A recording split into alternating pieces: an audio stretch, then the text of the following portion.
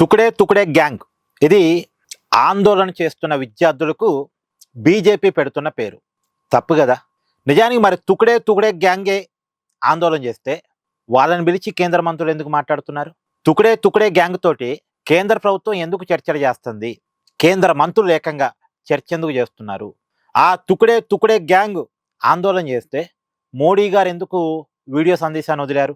ఆ తుకడే తుకడే గ్యాంగ్ చేసే ఆందోళనకి మోడీ గారు స్పందించాల్సి ఎందుకు వచ్చింది? ఇప్పుడు మోడీ గారు చెప్తున్నారు ఒక కొత్త చట్టాన్ని తీసుకురాబోతున్నామని. అరే తుకడే తుకడే గ్యాంగ్ రోడ్డు మీద ఆందోళన చేస్తే కొత్త చట్టం ఎందుకు తీసుకురావాలి? అంటే తుకడే తుకడే గ్యాంగ్ అడిగినా సరే చట్టాలు తీసుకొస్తారా?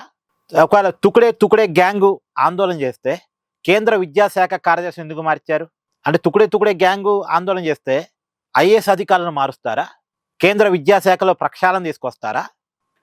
ఒకవేళ తుకడే తుకడే గ్యాంగ్ ఆందోళన చేస్తే ఫాస్ట్ ట్రాక్ కోర్టు ఎందుకు ఏర్పాటు చేశారు? ఇన్నాళ్ళుగా లేనిది ఇప్పుడు ఉన్న పలానా నీట్ పేపర్ లీకేజ్ మీద ఫాస్ట్ ట్రాక్ కోర్టు ఏర్పాటు చేస్తున్నామని ఎందుకు ప్రకటించాల్సి వచ్చింది? ప్రభుత్వం ఎందుకు తగ్గాల్సి వచ్చింది? చట్టం ఎందుకు తీసుకొస్తామని చెప్తున్నారు? విద్యాశాఖ సెక్రటరీని ఎందుకు మార్చారు? వాళ్ళు తుకడే తుకడే గ్యాంగు కాదనే కదా, వాళ్ళ ఆందోళన వెనకాల నిజముందనే కదా, వాళ్ళు అడుగుతుంది జెన్యూన్ డిమాండ్ అనే కదా, వాళ్ళ పోరాటంలో అర్థం ఉందనే కదా.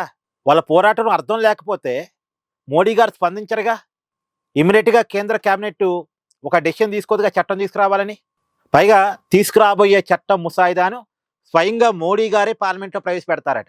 ఇదంతా ఎందుకు జరుగుతుంది? ఒకవేళ ఆందోళన చేసే వాళ్ళు తుకడే తుకడే గ్యాంగ్ అయితే ఇంతగానో కేంద్రం ఎందుకు భయపడింది? ఇంతగానో కేంద్రం ఎందుకు వెనక తగ్గింది? ఇంతగానో కేంద్రం ఎందుకు వ్యవస్థలో మార్పులు తీసుకురావాలి, కొత్త చట్టం తీసుకురావాలనుకుంటుంది?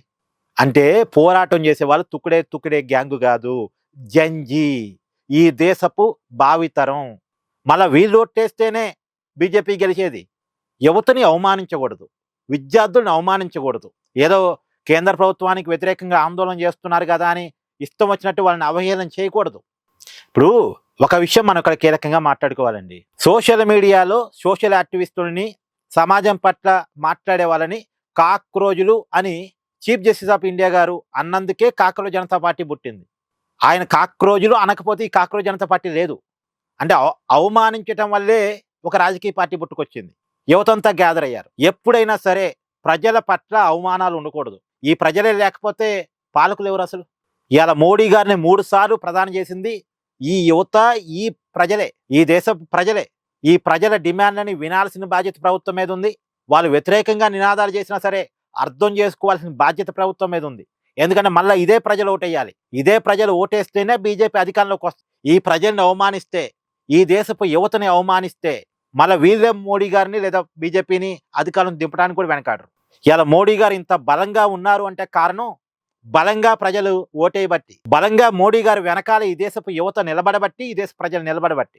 ఎవరి వల్ల మోడీ గారు ఆ కుర్చీలో కూర్చున్నారో, ఎవరి వల్ల భారతీయ జనతా పార్టీ 3 సార్లు అధికారంలోకి వచ్చిందో, ఇలా ఆ ప్రజలు ఏదో డిమాండ్ చేస్తున్నప్పుడు, ఆ ప్రజలేదో ఆర్తనాదాలు పెడుతున్నప్పుడు వాటిని అర్థం చేసుకోవాలి, వాటిని పరిష్కరించాలి. కానీ వాళ్ళని అవమానించకూడదు.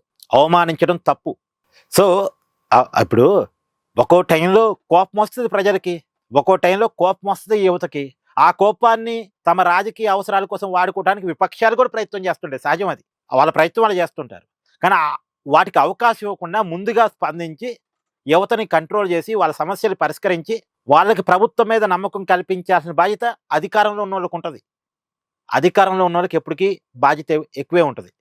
ఆ బాధ్యతగా తీసుకోవాలి తప్ప ప్రజలను అవమానించకూడదు. సో వాళ్ళని తుకడే తుకడే గ్యాంగ్ అంటాం తప్పు. ఒకవేళ కాంగ్రెస్ అందలుచుకుంటే అనండి, మీ ఇష్టం. మీరు ఏదైనా మాట్లాడుకోండి. కాంగ్రెస్ వర్సెస్ బీజేపీ, లేదు కాంగ్రెస్ వర్సెస్ ఆమ్ ఆద్మీ పార్టీ, లేదు BJP versus Aam Aadmi Party, BJP versus Samajwadi Party. మీరు ఏదన్నా మాట్లాడుకోండి, మాకు సంబంధం లేదు. కానీ ప్రజల్ని మాత్రం అవమానించొద్దు. పోరాటం చేసే విద్యార్థుల్ని, యువతని అవమానించొద్దు. చెప్పది. Thank you.